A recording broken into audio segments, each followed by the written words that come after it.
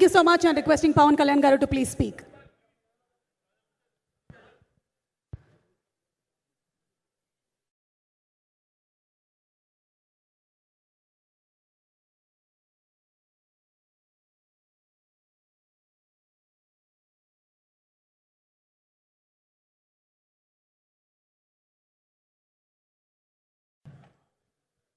Podium లేకపోతే కొంచెం మాట్లాడటం కష్టం నాకు. అంటే ఎలా ఉందంటే నగ్నంగా ఉన్నట్టుంది పోడియం లేకపోతే. కొంచెం అందరూ మీరు దయచేసి వస్తే let me have an interaction. అంటే నా జీవితంలో మొట్టమొదటిసారిగా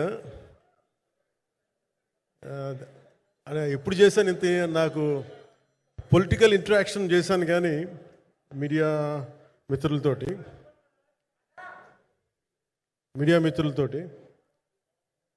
సినిమా పరంగా నేను ఎప్పుడు ఆలోచించలేదు, ఎప్పుడు నాకు చేయలేదు. ఫస్ట్ టైం మొదటిసారి నేను ఎప్పుడు కొంచెం మొహమాట పడతాను మాట్లాడటానికి సినిమాకి సంబంధించినంత వరకు. ఇక్కడ సినిమాని ఎలా ప్రమోట్ చేసుకోవాలో నాకు తెలియదు.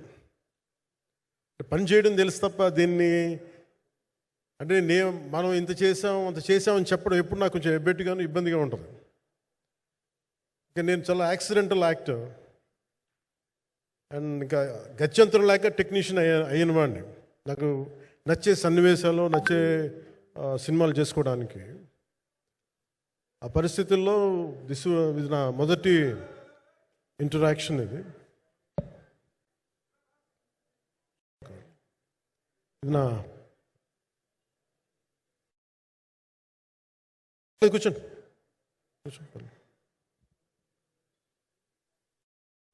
రథం గారు వస్తారు. ఇదంతా చేయడానికి,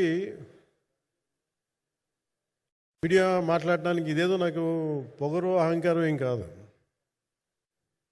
సినిమా గురించి నాకు చెప్పుకోవడం ఎబ్బెట్టుకోవడం, ఏం మాట్లాడాలో తెలియక, చెప్తే ఎక్కువైపోద్దా చెప్తే తక్కువ అయిపోద్దా అని. కానీ ఈ పర్టికులర్ ప్రెస్ మీట్ ఎందుకు పెట్టానంటే రత్నం గారి కోసం పెట్టాను.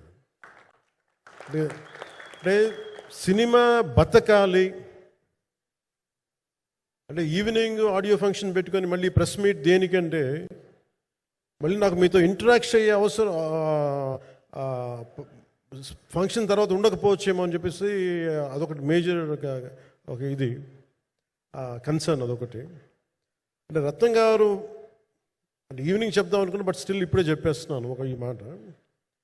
త్రివిక్రమ్ గారు రాసిన ఒక డైలాగు అజ్ఞాతవాసిలో, ఒక చిన్నపాటి సౌకర్యం కోసం, ఇక్కడ మీరు కూర్చున్న ఒక చిన్నపాటి కుర్చీ కోసం ఒక యుద్ధమే చేయాల్సి వస్తుంది. అలాంటిది ఒక సినిమాని చేయడం అంటే ఎన్నిసార్లు మినీ యుద్ధాలు చేయాలి. ఆర్థికంగా కావచ్చు, క్రియేటివ్గా కావచ్చు, వీటన్నిటికీ సంబంధించి. అలాంటిది నేను ఎప్పుడు కూడా సినిమాల్లోకి రాకముందు రత్నం గారు లాంటి వ్యక్తి నా ప్రొడ్యూసర్ అయితే బాగుండు అనుకున్నాను. భారతదేశానికి పాన్ ఇండియా సినిమాని, ముఖ్యంగా రీజనల్ సినిమాని జాతీయ స్థాయిలో తీసుకెళ్లిన వ్యక్తి ఆయన. తమిళ సినిమాని చాలా ఛాలెంజింగ్ తెలుగులో డబ్ చేసి దాన్ని స్ట్రైట్ సినిమాలతో సమానంగా ఆడేంత సత్తా చూపించిన వ్యక్తి. Film industry creative ability, creative potentiality పెంచిన వ్యక్తి. ఈ సినిమా చాలా ఒడిదుడుకులు ఎదుర్కొంది. 2 కరోనా పరిస్థితులు ఎదుర్కొంది. అన్నిటికీ మధ్యలో సినిమా మన క్రియేటివ్గా కొంత ఇబ్బంది ఎదుర్కొంది. అల్టిమేట్ ఆబ్జెక్టివ్ సినిమా బాగా రావాలని, నేను ఎప్పుడేం చేసినా సినిమా బాగా రావాలి అనుకుంటాను. ఈ సినిమాకి ప్రత్యేకించి ఆయన తపన చూసి నేను ముఖ్యంగా పాలిటిక్స్కి వెళ్ళిపోయిన తర్వాత డైరెక్షన్ అన్ని వీటికి దూరమై, క్రియేటివ్ పార్టీకి దూరం అయిపోయిన తర్వాత, పాలిటిక్స్ నా ప్రైమరీ ఫోకస్ అయిపోయిన తర్వాత మళ్ళీ దృష్టి పెట్టి సినిమా కావాలి, మీరు చెయ్యాలని చెప్పి నా దగ్గరికి వచ్చి కోరుకున్నప్పుడు నేను ఎంత బెస్ట్ ఇవ్వగలను సినిమాకి అంత ఇచ్చాను. నేను అంటే నా బెస్ట్ ఇచ్చాను. అంటే నేను అన్నిటికంటే కూడా నేను ఇవ్వలేనిది టైం ఇవ్వలేను నేను. కానీ అలాంటి పరిస్థితుల్లో ఒక క్లైమాక్స్కి దాదాపు 57 రోజులు షూట్ చేయాల్సి వచ్చింది. మండు టెండ బాగా ఇట్స్ కైండ్ ఆఫ్ ఒక మిడ్ మే అంటే చాలా పిచ్చి ఎండ అన్నమాట. అలాంటి ఎండల్లో నాకు చాలా కాలం తర్వాత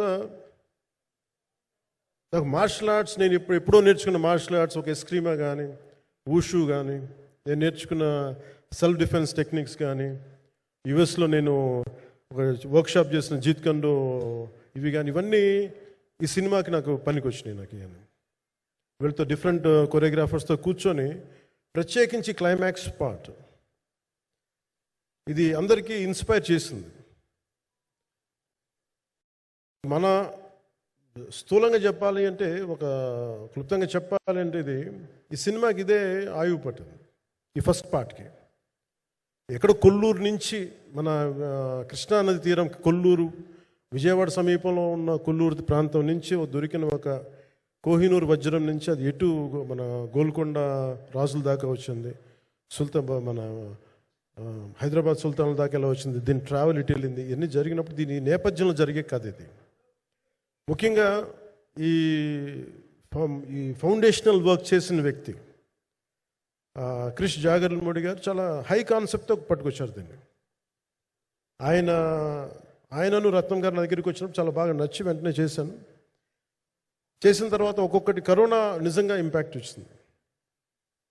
అంటే ఎలా ఉండదంటే, ఎంత హార్డ్గా ఉండదంటే ఇండస్ట్రీ, అది ఎవరిని తప్పు పట్టలేము.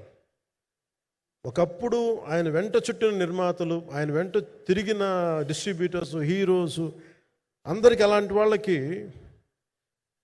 ఒక నిర్మాతగా ఆయన తపన పడుతుంటే నాకు అంటే ఆయన కోసం ఖుషి తీస్తున్నప్పుడు కానీ ఆయనతోటి ఎంత సౌకర్యం ఇచ్చారంటే, అసలు మాకు 1 month ముందు ప్రీ ప్రొడక్షన్ అయిపోయి నాకు అంత సౌకర్యాన్ని ఇచ్చారు. నేను కంపోజ్ చేసిన యాక్షన్ సీక్వెన్సెస్ కానీ, ఫైట్స్ కానీ, ఖుషీకి నాకు ఆల్రెడీ ఒక 1 month 1.5 month థియేటర్ నాకు ఇచ్చేసి, మన సురేష్ ఎఫెక్ట్స్ థియేటర్ మొత్తం ఇచ్చి నాకు అంత లగ్జరీ ఇచ్చిన వ్యక్తి ఆయన నలిగిపోతుంటే నాకు నిజంగా చాలా బాధేస్తుంది. ఒకసారి it is not about money, it's not about success, it's about standing by whom you trust, who stood for the people and who stood for the industry. నాకు ఎందుకు ఇది మీతో పంచుకోవాలనిపించింది. సినిమా ఎంత విజయం ఇది నాకు నిజంగా తెలియదు, ఎందుకంటే నేను ఇట్లా అనుకోవచ్చు, ఇంకోలా కానీ ఒక్కటి మటుకు చాలా సిన్సియర్గా చెప్పగలను. Krish came out with very good concept, చాలా హై కాన్సెప్ట్ పట్టుకొచ్చారు. కొంత వ్యక్తిగత కారణాలు, కొన్ని ప్రొఫెషనల్ కారణాలు ఆయన ప్రాజెక్టుకి బయటికి వెళ్ళినా కానీ, దీన్ని ఫౌండేషనల్ వర్క్ చేసిన క్రిష్ గారికి మనస్ఫూర్తిగా నా హృదయపూర్వక ధన్యవాదాలు తెలియజేస్తాను మా అందరి తరఫున. అలాగే తర్వాత స్టెప్ ఇన్ అయింది మన జ్యోతికృష్ణ గారు. ఖుషి సినిమా చేస్తున్నప్పుడు అప్పుడే లండన్ ఈ ఫిల్మ్ మేకింగ్ కోర్స్ చేసి మన డైరెక్షన్లో ఇన్స్టిట్యూట్ అంతేనా డైరెక్షన్ కదా, ఫిల్మ్ మేకింగ్ కోర్స్ చేసి అప్పుడు గ్రాడ్యుయేట్ అయ్యి వచ్చి అప్పటి నుంచి ఉన్నప్పుడు బట్ యాక్చువల్ తనతో మాట్లాడుతుంటే మోస్ట్ సెన్సిబుల్ డైరెక్టర్ అనిపించారు.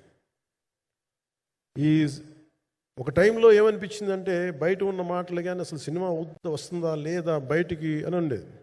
కానీ మాకు ఎప్పటికప్పుడు నీరసం పడిపోయినప్పుడల్లా నాకు నీరసం వచ్చేసేది. సినిమా అవుద్దా అవ్వదా అనుకున్నప్పుడల్లా దీనికి ప్రాణవాయువునిచ్చిన వ్యక్తి కీరవాణి గారు. ప్రతిసారి నేను వర్క్ చేసి, నేను ఎందుకంటే సినిమా చివరి దాకా నేను నమ్మను. ఎప్పుడు నేను ఒక సినిమాని నేనేం నమ్ముతాను, చిన్నప్పటి నుంచి వెరీ ఫార్మేటివ్ ఇయర్స్లో నుంచి కూడా ఒక మంచి సినిమా గురించి నువ్వు మాట్లాడక్కర్లా, రిలీజ్ అయితే బాగలేకపోతే ఎలాగ మాట్లాడక్కర్లా.